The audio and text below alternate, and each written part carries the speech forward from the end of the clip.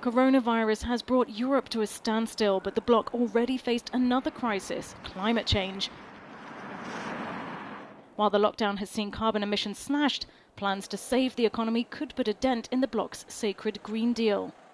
However, European Commission Vice President Frans Timmermans insisted that the EU must stick to its goal of becoming carbon neutral by 2050.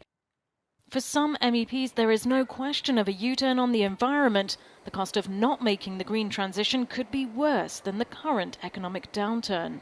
The climate crisis has not disappeared with COVID-19, so actually on the contrary, we must kill two birds with one stone, namely to revive the European economy because we need it from the point of view of employment and of course the economy, and by doing so giving priority to supporting sectors that can provide solutions to the climate crisis.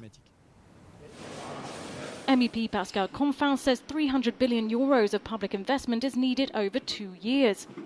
The car industry insists it wants to play its part in the green transition, but the priority is the survival of the sector in Europe. If we are not surviving, then I think there is a risk that if the European market, automotive market is not surviving, then you will get an influx from probably more polluting cars from the US or China or Asia, and that is the last thing we should allow for. So let's work with Mr. Timmermans on the right steps to make Europe and the European market and the European automotive industry strong again. Europe's financial rescue package could amount to €500 billion. The funds could be raised from the next EU budget or multi-annual financial framework, also known as the MFF. But EU leaders had left the budget issue on ice before the pandemic hit, so could the health crisis act to focus minds ahead of the EU summit this Thursday?